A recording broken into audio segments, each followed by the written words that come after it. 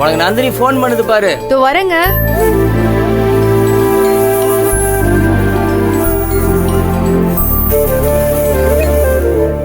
Hello Nandini.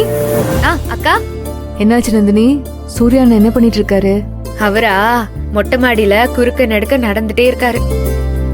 ஏன் என்னாச்சு?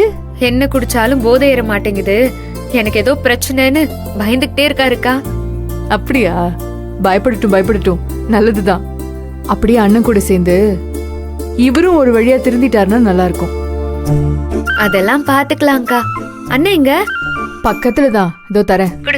இந்தாங்க. என்னம்மா நந்தினி, என்ன பண்ற என் பங்காளி? அண்ணன் ரொம்ப நன்றிண்ண, நீங்க தான் எல்லாத்துக்குமே காரணம். ஏமா என்ன பாராட்டியா திட்டுறியா? அண்ணன் அவன் குடிக்கிறதுக்கே காரணம் நான் தான் சொல்றியா, இல்ல அவன் இப்ப நிறுத்துறதுக்கு சொல்றியா? ஐயோ அண்ணன், நிறுத்துறதுக்கு தானே சொல்றேன். குடும்ப வாழ்க்கையில குடிக்காதவங்க தான் குடிச்சிட்டு சீரழிறவங்களுக்கு உதவி பண்ணி வெளியே கொண்டு வரலான்னு பாப்பாங்க.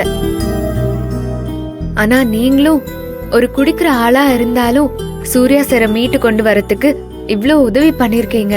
பெரிய விஷயம் அண்ணே. ஏமா இதெல்லாம் ஒரு விஷயமாமா? கண்டிப்பா அண்ணே. இத்தனைக்கும் சூர்யா சார் உங்க கூட தானே எப்பவுமே குடிப்பாரு. மேக்சிமம் நான் இல்லன்னா குடிக்கிறதுக்கு ஃப்ரெண்ட்ஸா இல்ல, அதெல்லாம் ஊரு ஃபுல்லா இருக்காங்க.